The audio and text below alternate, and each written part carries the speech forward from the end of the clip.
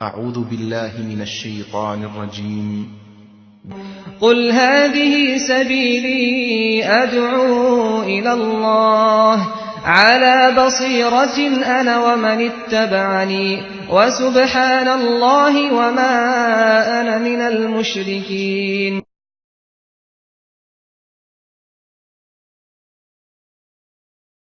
إن الحمد لله نحمده ونستعينه ونستغفره ونؤمن به ونتوكل عليه ونعوذ بالله من شرور أنفسنا ومن سيئات أعمالنا.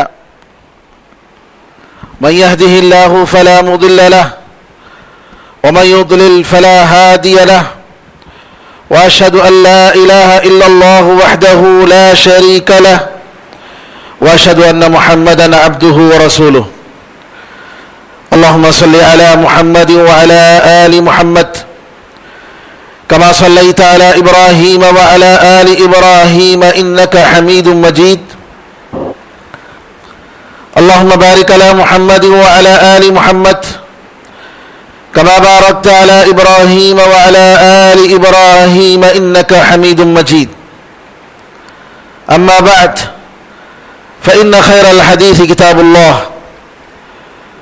وخير الهدي هدي محمد صلى الله عليه وسلم وشر الأمور محدثاتها وكل محدثة بدعة وكل بدعة ضلالة وكل ضلالة في النار. تمام تعریفیں اللہ تعالیٰ کے لیے ہیں جو سارے جہاں کا خالق، مالک اور اس کا پروردگار ہے. رحمتیں اور سلامتی ہو احمد مجتبیٰ محمد مصطفیٰ محمد ابن عبداللہ پر جو سارے جہاں والوں کے لیے رحمت بنا کر بھیجے گئے. برادران اسلام، دختران ملت، حج اسلام کا 5واں رکن ہے. اسلام کے جو 5 ارکان ہیں، 5 پلرز. سب سے پہلے توحید، لا الہ الا اللہ محمد الرسول اللہ، کہ اللہ کے سوا معبود برحق کوئی نہیں، عبادت کے لائق کوئی نہیں، محمد صلی اللہ علیہ وسلم اللہ کے رسول ہیں. اس کی گواہی دینا دل سے، زبان سے اور عمل سے. پھر اس کے بعد 5 وقت کی نمازیں، اور یہ 5 وقت کی نمازیں ہر مرد اور عورت پر فرض ہیں. ایک نماز بھی چھوڑے گا تو اللہ کے سامنے پوچھا جائے گا، گنہگار ہوگا. بلکہ علماء نے کہا کہ ایک نماز کا بھی چھوڑنے والا مسلمان نہیں ہے، وہ کافر ہو جاتا ہے. تیسرا رکن ہے زکوٰۃ. آپ کے پاس مال ہے اور اس پر ایک مدت گزر گئی ہے تو اس پہ زکوٰۃ نکالنی ہے. تفصیلات اس سے پہلے کئی خطبوں میں آ چکے ہیں. رمضان کے روزے رکھنا 4تھا رکن ہے. اور 5واں رکن جس کے پاس طاقت ہے وہ کعبے کا قصد کرے اور حج کرے. 5واں رکن، ایک آدمی دنیا کے کونے سے مکہ مکرمہ تشریف لے جاتا ہے اور وہاں جا کر مخصوص عبادتیں کرتا ہے. اور یہ حج مکے کے سوا کسی اور جگہ پر نہیں ہو سکتا. اس میں مکہ مکرمہ میں بہت ساری یادوں کی باتیں ہیں، انبیاء علیہم السلام کی، ابراہیم علیہ السلام اور ان کے خاندان، ہاجر علیہ السلام اور اسماعیل علیہ السلام کی. بہت سارے اسباق ہیں. میرے بزرگوں، آئیے آج کے خطبے میں یہ کیا اسباق، لیسنز ہیں جن کو ہمیں سیکھنا چاہیے. ہو سکتا ہے کہ ہم میں کچھ وہاں تک پہنچنے نہ پائیں، کبھی انہوں نے اپنی زندگی میں وہ تمنا ان کی زندگی ان کے دل میں رہ گئی اور وہ دیکھ نہیں پائے. لیکن وہ اسباق اگر اپنے اندر لیتا ہے اور اس کو اپناتا ہے اور وہ جذبات پیدا کرتا ہے اور اللہ تعالیٰ سے وہ محبت لگاتا ہے جس میں حج کے بہت سارے کاموں میں اس کے مظاہر پائے جاتے ہیں، گویا وہ یہاں رہتے ہوئے بھی اس کا مقصد وہ پا گیا. جیسا کہ علامہ ابن رجب رحمۃ اللہ علیہ فرماتے ہیں، اگر کوئی شخص 9 ذی الحجہ کو عرفہ کے میدان میں نہیں رہا، فکر کرنے کی بات نہیں، اپنے آپ کو اللہ تعالی کے ساتھ تعلق رکھو، جوڑو اپنے آپ کو، اللہ کو پہچانو، اس کا حق ادا کرو، گویا تم عرفے کے میدان میں وہاں پہنچے ہوئے ہو. کوئی اگر مزدلفہ کے میدان میں 9 ذی الحجہ کی رات عرفہ کے بعد اگر وہاں نہیں پہنچ پایا تو افسوس کرنے کی بات نہیں. مزدلفہ کا مطلب قریب ہونا ہے. اللہ تعالیٰ سے قریب ہونے کے بہت سارے کام ہیں، بہت سارے وسائل ہیں، آپ اس کے ذریعے وہ قربت حاصل کر سکتے ہیں. حج حقیقت میں توحید کی ایک پریکٹیکل ٹریننگ ہے میرے بھائیوں، عملی تربیت. آپ دیکھیں گے کہ اللہ تعالیٰ نے اس حج میں جس کا مقصد یہ کہا کہ تقوی مقصد ہے، وَتَزَوَّدُوا فَإِنَّ خَيْرَ الزَّادِ التَّقْوَى، توشہ تیار کر لو اور بہترین توشہ تقوی کا توشہ ہے. اور یہ تقوی کب حاصل ہوگا؟ جب سب سے پہلے اسلام کی جو بنیاد ہے توحید، اسلام کا جو پہلا رکن ہے، پہلا پلر، یہ اگر صحیح طریقے سے ہوگا تبھی جو ہے حج وہ پورا ہوگا. آپ کا جسم تو جا رہا ہے، طواف کر رہا ہے، منا اور عرفات میں ٹہر رہا ہے، لیکن آپ کا دل شرک و خرافات سے، قبر پرستی سے، اولیاء پرستی سے بھرا ہوا ہے، تو یہ آپ کا حج نہیں ہوا ہے میرے بھائی. آپ کے جسم نے حج کیا ہے لیکن آپ کے دل نے حج نہیں کیا ہے، اور اس حج کا کوئی اعتبار نہیں ہوگا، اس کی پرواہ رہے گی، اور اس پوری محنت کو اور پورے پیسے کو پھینک دیا جائے گا، کیونکہ تمہارے دل میں اللہ غیر اللہ کا وجود تھا. اللہ سے ہٹ کر کسی غیر اللہ سے تمہاری امیدیں تھی، اللہ سے ہٹ کر غیر اللہ پر تمہارا بھروسہ تھا. حج آپ دیکھیں گے ہر حاجی کی زبان پر لبیک کا کلمہ ہے، لبیک اللہم لبیک. یہاں کوئی خواجہ بندے نواز کے پاس نہیں جا رہا ہے، یہاں کوئی خواجہ معین الدین چشتی کے پاس نہیں جا رہا ہے، یہاں کوئی عبد القادر جیلانی کے پاس نہیں جا رہا ہے. ہر ایک کی زبان پر لبیک اللہم لبیک، تلبیہ، میں حاضر ہوں، اے اللہ میں حاضر ہوں، لبیک اللہم لبیک لبیک لا شریک لک لبیک، اے اللہ میں حاضر ہوں، تیرے ساتھ کوئی شریک نہیں. کس میں شریک نہیں؟ اس کائنات کے بنانے میں تیرے ساتھ کوئی شریک نہیں.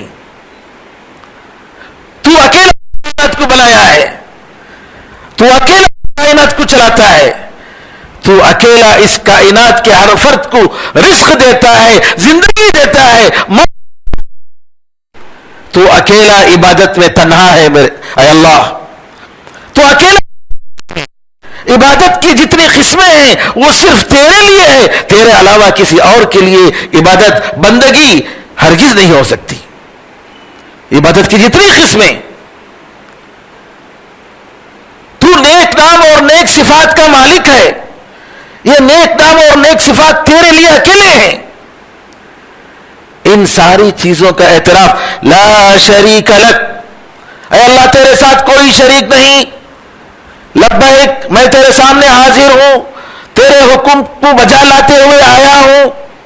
تیرا وہ اعلان جس کو ابراہیم علیہ السلام نے اعلان کیا تھا، وَأَذِّن فِي النَّاسِ بِالْحَجِّ، لوگوں میں حج کا اعلان کر دو. یاتوک رجالا وعلی کل ضامر یاتین من کل فج عمیق. پیدل آئیں, چل کر آئیں, ہر دبلی پتلی چیز پر آئیں, دور دور جگہ سے آئیں. وہ جو اعلان ابراہیم علیہ السلام نے کیا تھا اس کا لبیک کہتے ہوئے اے اللہ میں حاضر ہوں. توحید کا کلمہ ہے میرے بھائیوں. ان الحمد والنعمت لک والملک لا شریک لک. نعمتیں تیری ہیں, بادشاہت تیری ہے, تیرے ساتھ کوئی شریک نہیں. ایک حاجی احرام میں جیسے ہی داخل ہوتا ہے ان الفاظ کو بار بار دہراتا ہے.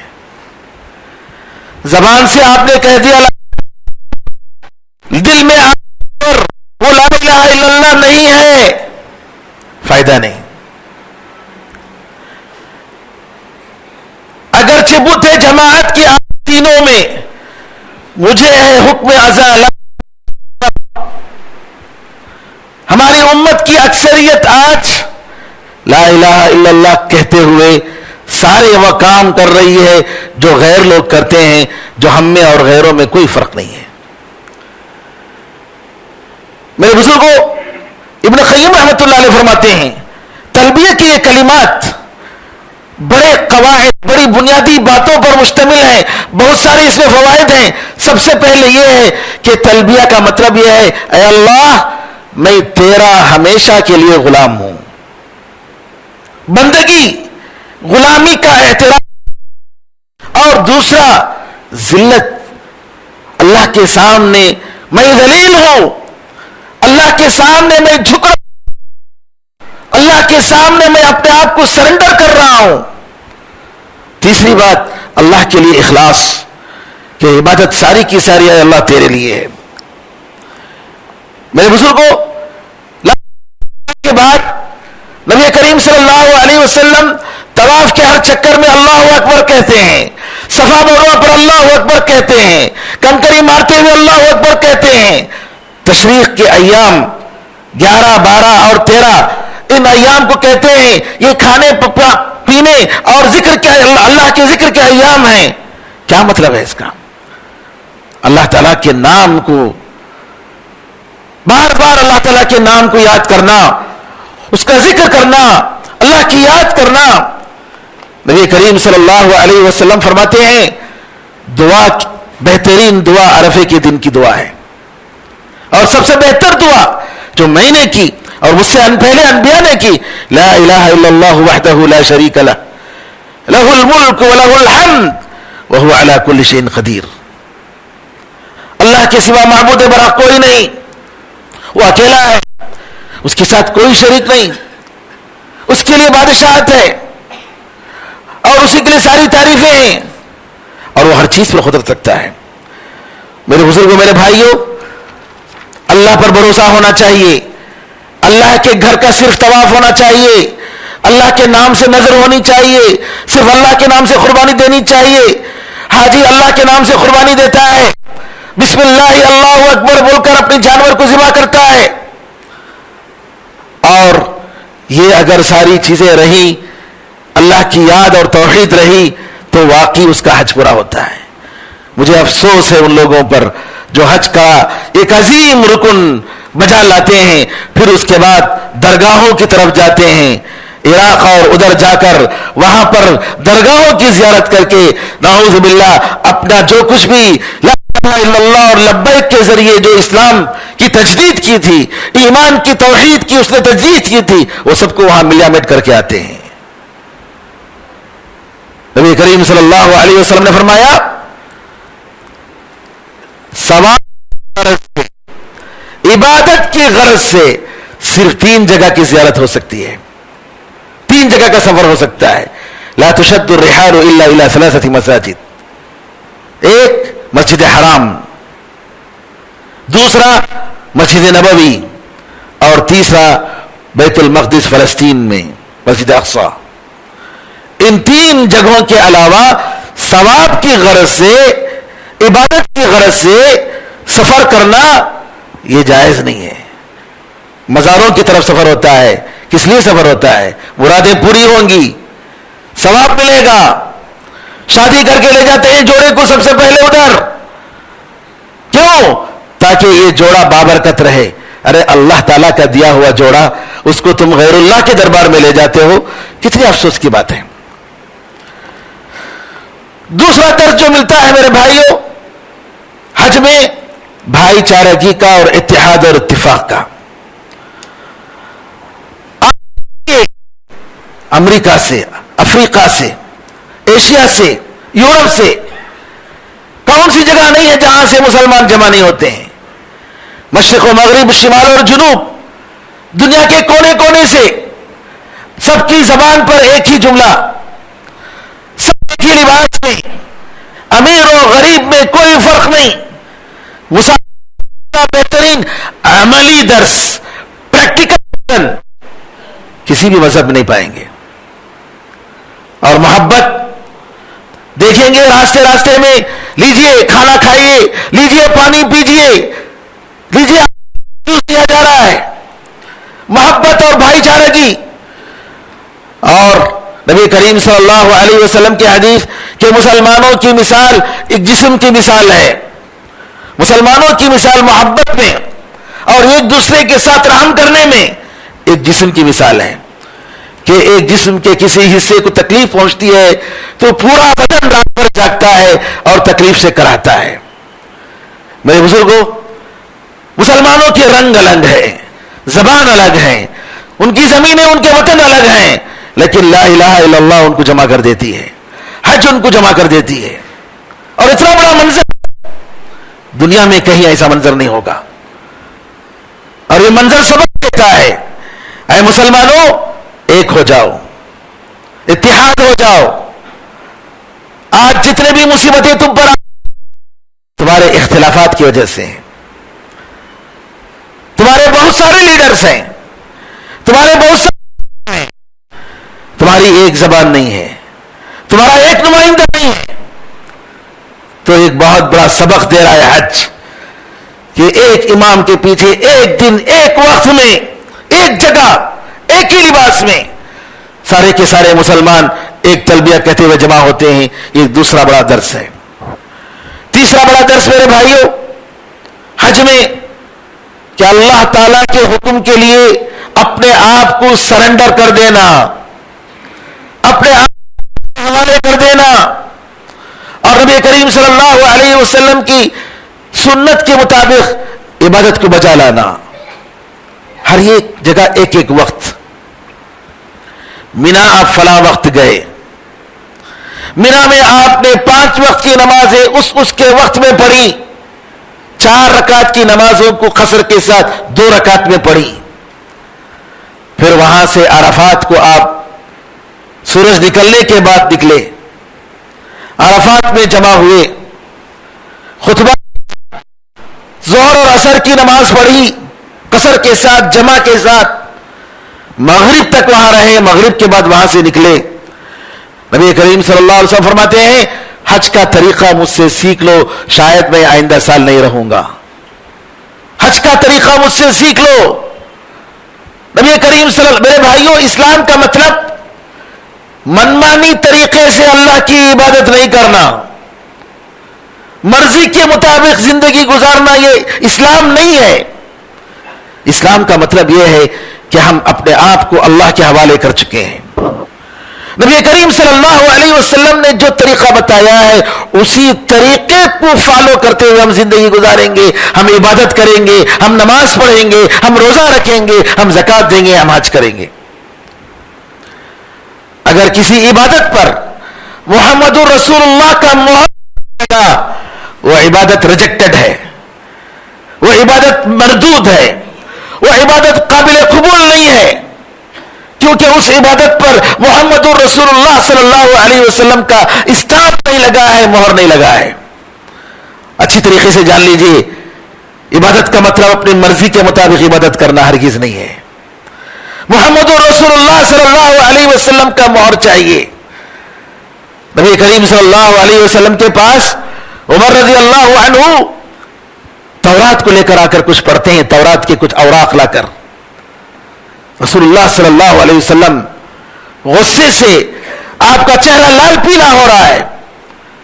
کہتے ہیں اگر موسیٰ زندہ ہوتے موسیٰ کو بھی میری پیروی کرنی ہوتی, اس کے علاوہ کوئی دوسرا چارہ نہیں ہوتا. ان کو بھی لازم ہوتا کہ میری پیروی کرے. تم اللہ کی کتاب قرآن کریم کے بعد تم دوسری کتاب کو لا کر پڑھ رہے ہو. نبی کریم صلی اللہ علیہ وسلم کی سنت کی اتباع تیسرا بہت بڑا درس ہے. چوتھا درس جو ہمیں اس میں ملتا ہے میرے بھائیوں, کعبے سے محبت. کتنے مسلمانوں کی دلیں للچاتی ہیں وہاں پہنچنے کے لیے, ان مبارک مقامات کو دینے کے لیے, دیکھنے کے لیے. آدمی جتنا بھی جاتا ہے, جتنی مرتبہ بھی وہاں جا کر طواف کرتا ہے, عبادت کرتا ہے, شوق رہتا ہے اس کے دل میں, اے اللہ یہ حج اور یہ موقع آخری مت بنا, دوبارہ مجھے لانے کی توفیق عطا فرما. یہ محبت اس کعبے کے ساتھ, وہ سب سے پہلا گھر جو عبادت کے لیے لوگوں کے لیے بنایا گیا. ان اول بیت للناس ان اول بیت وضع للناس الذي ببکۃ مبارکا للعالمین. اللہ نے فرمایا گھر بابرکت گھر ہے, سارے جہاں والوں کے لیے ہدایت ہے. اسلام میں کون سی چیز نہیں ہے جو سبحان اللہ اس کی حقانیت کے لیے دلیل نہ ہو. سبحان اللہ, اس کی ایک ایک چیز دلیل حقانیت کی, اس کی سچائی. انکار کرنے والے جتنا بھی انکار کریں, چاہے جو بھی بولنے والے بولے, لیکن اسلام اس کی ایک ایک چیز پوری دنیا والوں کے لیے ایک میراکل کے طور پر ثابت کر کے رکھے گا. جیسا کہ اللہ فرماتا ہے سنوریہم آیاتنا فی الآفاق وفی انفسہم حتی یتبین لہم انہ الحق. ہم ہماری نشانیاں ان کو بتائیں گے, پوری کائنات بتائیں گے, اور ان کے دلوں میں, ان کے نفس میں, ان کے جسم میں بتائیں گے, ان کے اپنے آپ میں بتائیں گے, حتیٰ کہ ان کو حق واضح ہو جائے, کلیئر ہو جائے. تو میرے بزرگوں, میرے بھائیوں, کعبہ ایک نشانی ہے اسلام کے حقانیت کی. اور ایک اسلام یہ صرف عرب یا مسلمانوں کا دین نہیں بلکہ ساری دنیا والوں کے لیے ہے. اسلام اس سرزمین پر سب سے پہلا انسان جو آیا تھا, سب سے پہلے جو جوڑے اترے تھے آدم اور حوا, ساری انسانیت کے ماں باپ, ان کا دین بھی اسلام تھا.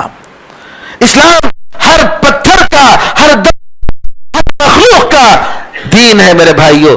آسمان و زمین, سورج اور چاند کا دین اسلام ہے, کیونکہ وہ سب اللہ کے حکم سے چل رہے ہیں. اللہ کے علاوہ کسی اور کا حکم یہاں نہیں چلتا ہے. میرے بزرگوں, کعبے کا احترام ایک مسلمان کا فریضہ ہے. آج افسوس ہے کہ اسلام کے نام پر کچھ ایسی جماعتیں جو نعوذ باللہ کعبے پر حملہ کر رہی ہیں اور کہتے ہیں کہ وہ کالا ڈبہ, نعوذ باللہ اس طریقے کے ساتھ ان کے الفاظ, کیا صندوق الاسود, اس کو ختم کرنے کی ضرورت ہے. نعوذ باللہ من ذالک. کون کہہ رہا ہے جو اپنے آپ کو مسلمان کہتا ہے؟ ایک مسلمان کے دل میں کعبے کو گرانے کا خیال بھی آ سکتا ہے. ارے ہم مسلمان تو وہ ہیں جس میں ہمارے کچھ ایسے لوگ بھی ہیں کہ کعبے کی طرف پیر کر کے سونا نہیں چاہیے, اتنا احترام کعبے کی طرف, قبلے کا. لیکن آج ایسے لوگ جو کعبے پر حملے کر رہے ہیں, مسلمانوں کا خون بہا رہے ہیں, ایسے دشمنان اسلام کے ساتھ اپنا آپ کو جوڑے ہوئے ہیں اور ان کی تعریفیں کر رہے ہیں اور اہل توحید اور اہل سنت کی مذمت کر رہے ہیں. یہ کون سا اسلام ہے, یہ کون سا دین ہے, یہ کون سا تعلق ہے, ہمیں سمجھ میں نہیں آتا. پانچواں درس میرے بھائیوں, حج ہمیں سبق دیتا ہے آخرت کا. یہ لباس, یہ سادے دو لباس, سلے بغیر سلے ہوئے کپڑے, یہ کفن کی یاد دلاتی ہیں, یہ کفن کی یاد دلاتی ہیں. اور ایک ہی لفظ کہتے ہوئے عرفات میں جمع ہونا, منا اور مزدلفہ میں جمع ہونا, یہ میدان محشر کا یاد دلاتا ہے. یہاں دیکھ رہے ہیں میرے بھائیوں کہ میت جس طریقے سے دنیا سے منتقل ہو کر آخرت میں داخل ہوتا ہے, ایک حاجی مختلف جگہوں سے جمع ہو کر مکے کی طرف خس کرتے ہیں. میت کو اس کے کپڑے سے نکال دیا جاتا ہے, بغیر سلے ہوئے کپڑے پہنائے جاتے ہیں, اور ایک حاجی اسی طریقے سے بغیر سلے ہوئے کپڑے 2 چادر پہنتا ہے. اور اسی طریقے سے میت کو غسل دیا جاتا ہے. اور ایک حاجی احرام باندھنے سے پہلے جیسا کہ احرام کی سنتوں میں ہے غسل کرتا ہے, پاک صاف ہوتا ہے, خوشبو لگاتا ہے احرام سے پہلے. میت کو سفید کپڑوں میں کفن دیا جاتا ہے, حاجی سفید کپڑے پہنتا ہے. اور سارے کے سارے میت اموات قیامت کے دن میدان محشر میں جمع ہوں گے, اور یہاں حاجی سب کے سب جو ہے عرفات کے میدان میں جمع ہوتے ہیں. یہ ساری نشانیاں ہیں, یہ ساری عبرتیں ہیں, ہمیں یاد کرنے کی ضرورت ہے. 7واں سبق ہمیں جو ملتا ہے میرے بھائیوں کہ صبر, اللہ کی اطاعت پر صبر. حاجی جب حج کرنے جاتا ہے تو سفر کے دوران ان عبادتوں کے بجا لانے میں بہت ساری پریشانیاں آتی ہیں, بہت ساری تکلیفیں آتی ہیں. صبر کرنے کی تلقین دیتا ہے اور صبر کرنے کی ٹریننگ دی جاتی ہے کہ آپ کو صبر کرنا چاہیے, آپ کو لڑنا نہیں چاہیے, ہر حالت میں صبر کرنا چاہیے اللہ کے لیے, اور بھیڑ نہیں لگانی ہے, ایک دوسرے کو تکلیف نہیں دینی ہے, گندی باتیں نہیں کرنی ہے. 8واں درس ملتا ہے دعا, ہر حالت میں دعا کرتے رہنا چاہیے. طواف کرتے ہوئے دعا, صفا کی پہاڑی پر دعا, مروہ کی پہاڑی پر دعا, جی مینا میں, عرفات میں, مزدلفہ میں, ہر جگہ دعا, دعا ہی دعا. جمرات کو مارنے کے بعد پہلے جمرہ اور دوسرے جمرہ کو مارنے کے بعد دعا.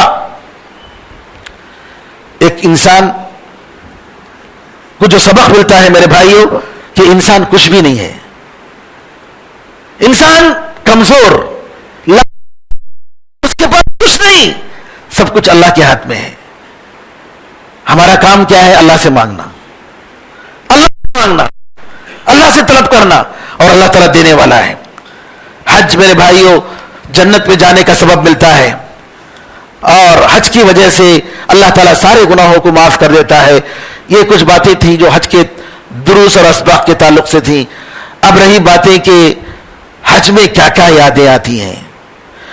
جیسا کہ میں نے کہا کہ حج میں ابراہیم علیہ السلام اور حاجر علیہ السلام, اکیلی عورت ابراہیم علیہ السلام اللہ کے حکم پر اپنی بیوی کو اور چھوٹے دودھ پینے والے بچے کو اسماعیل علیہ السلام کو ایک ایسی جگہ پر جہاں کوئی انسان نہیں, جہاں کوئی چرند نہیں, پرند نہیں, ایسی جگہ پر لا کر چھوڑ کر جاتے ہیں. کھانے پینے کا کوئی انتظام نہیں, چھوڑ کر ابراہیم علیہ السلام جا رہے ہیں. حاجر علیہ السلام وہ اکیلی عورت پوچھتی ہے کہاں چھوڑ کر جا رہے ہو؟ کوئی جواب نہیں, خاموش ہیں. اس کے بعد دوسرا سوال کرتی ہیں کیا اللہ نے آپ کو حکم دیا اس کا؟ کیا آپ ہمیں اللہ کے حکم سے چھوڑ کر جا رہے ہیں؟ ابراہیم علیہ السلام پلٹے بغیر جواب دے رہے ہیں ہاں اللہ کے حکم سے میں چھوڑ کر جا رہا ہوں. وہ جواب, اس عورت کا جواب سنیے, اس کا ایمان اپنے اندر پیدا کرنے کی ضرورت ہے. اذن لن یضیعنا, اگر اللہ کے حکم سے آپ چھوڑ کر جا رہے ہیں تو اللہ ہمیں ضائع نہیں کرے گا, اللہ ہمیں برباد نہیں کرے گا, وہ ہمیں دیکھ لے گا. ہمیں فکر کرنے کی ضرورت نہیں.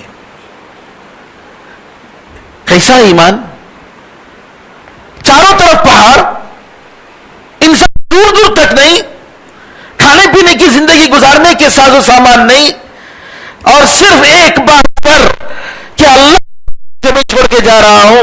وہ حاجر علیہ السلام وہ تیار ہو جاتی ہیں, اللہ اکبر, اور کس طریقے سے وہ اکیلے رہنے پر چھوٹے بچے کے ساتھ زندگی گزارتی ہیں. اللہ پر اگر ایسا بھروسہ ہو تو اللہ تعالیٰ آپ کے لیے ہر قسم کی سہولتیں, رزق کا انتظام کرے گا میرے بھائیوں, جیسا کہ اللہ نے حاجر علیہ السلام کے لیے انتظام کیا. بہت ساری چیزیں ہیں, اور آخری میں انبیاء علیہ السلام بھی, حدیثوں میں آتا ہے, بعض روایتوں میں آتا ہے کہ بعض صحابہ نے, تابعین نے یہ کہا ہے کہ سارے نبیوں نے حج کیا ہے, سارے انبیاء نے حج کیا ہے. اور بعض سنن کی روایتوں میں آتا ہے کہ 70 انبیاء نے حج کیا ہے. موسیٰ علیہ السلام کو میں دیکھ رہا ہوں کہ وہ حج کر رہے ہیں, وہ تلبیہ پڑھ رہے ہیں, رسول اللہ صلی اللہ علیہ وسلم فرماتے ہیں. عیسیٰ علیہ السلام کو دیکھ رہا ہوں, اور آپ نے فرمایا نبی کریم صلی اللہ علیہ وسلم نے دجال آنے کے بعد بھی عیسیٰ علیہ السلام جب دجال کو قتل کریں گے، جی جب تک دنیا جب پورے کفر میں پھیل جائے گی، بعد میں دجال کے خاتمے کے بعد عیسیٰ علیہ السلام ضرور حج کریں گے اور کعبہ جائیں گے۔ نبی کریم صلی اللہ علیہ وسلم کے یہ صحیح الفاظ ہیں۔ میرے بزرگوں، آخر میں آپ کو معلوم ہے کہ انشاءاللہ کل سے 10 ذی الحجہ شروع ہونے والا ہے، اور یہ 10 ذی الحجہ دنیا کے افضل ترین دنوں میں سے ہیں۔ ان دنوں میں بہت ساری عبادتیں ہم کر سکتے ہیں، کرنا چاہیے، مبارک ایام ہیں، ان کا خیال کیجئے اور ان میں زیادہ سے زیادہ ذکر کیجئے، سبحان اللہ والحمدللہ ولا الہ الا اللہ واللہ اکبر۔ روزہ چاہے تو رکھ سکتے ہیں، اور خاص طور پر عرفے کا روزہ، یہ بہت ہی فضیلت والا روزہ ہے، اور اس حدیث میں آتا ہے کہ گزرے ہوئے اور آنے والے سال کا یہ کفارہ ہے، ایک دن کا روزہ۔ اور اسی طریقے سے حدیث میں آتا ہے کہ اگر کوئی شخص قربانی دینا چاہتا ہے تو ہلال کے بعد، جی ذی الحجہ کا ہلال چاند دیکھنے کے بعد یا مہینہ شروع ہونے کے بعد اپنے بالوں کو اور ناخنوں کو نہ نکالے۔ لہذا اگر جو لوگ یہ قربانی دینا چاہتے ہیں ان کو چاہیے کہ وہ اپنے بال اور ناخن وغیرہ نہ نکالے، قربانی کا جانور جب قربانی دے دیں گے اس کے بعد ہی جو ہے وہ اپنے بال وغیرہ نکالیں گے۔ یہ نبی کریم صلی اللہ علیہ وسلم کی سنتوں میں سے ہے، اور یہ حکم جو ہے صرف جو ہے وہ شخص جو قربانی دیتا ہے اس کے لیے ہے، اس کی بیوی یا اس کے بچوں کے لیے نہیں ہے۔ جیسا کہ علامہ ابن عثیمین رحمۃ اللہ علیہ نے فرمایا، اللہ سے دعا ہے کہ اللہ تعالی ہمارے سارے اعمال کو قبول فرمائے، ہم سب کو حسن عمل کی توفیق عطا فرمائے، سارے مسلمانوں کی حفاظت فرمائے، حاجیوں کو اللہ تعالی امن و امان سے لے جائے اور امن و امان سے ان کی بستی واپس لے کر آئے، اللہ تعالی ان کی دعاؤں کو قبول فرمائے، اور اللہ تعالی سارے لوگوں کی، سارے حاجیوں کے حج کو حج مبرور بنائے، اور اللہ تعالی سب کو اللہ تعالی اپنی جنت نصیب فرمائے، آمین ارحم الراحمین۔ بارک اللہ لنا ولکم فی القرآن العظیم ونفعنا وإياكم بالآیات والذکر الحکیم، انه تعالی جواد کریم ملک رؤوف رحیم رب حلیم۔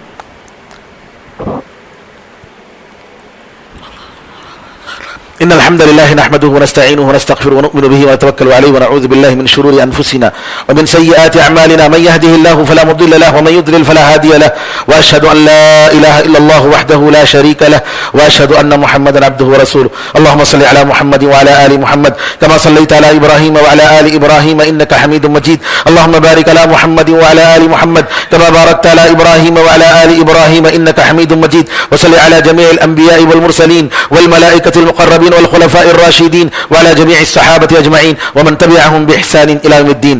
اللهم أعز الإسلام والمسلمين، اللهم انصر الإسلام والمسلمين، اللهم انصر من نصر الدين۔ عباد الله رحمكم الله، إن الله يأمر بالعدل والإحسان وإيتاء ذي القربى وينهى عن الفحشاء والمنكر والبغي يعظكم لعلكم تذكرون، فاذكروا الله يذكركم وادعوه يستجب لكم، وذكر الله أعلى وأولى وأعز وجل وأهم وأتم وأكبر۔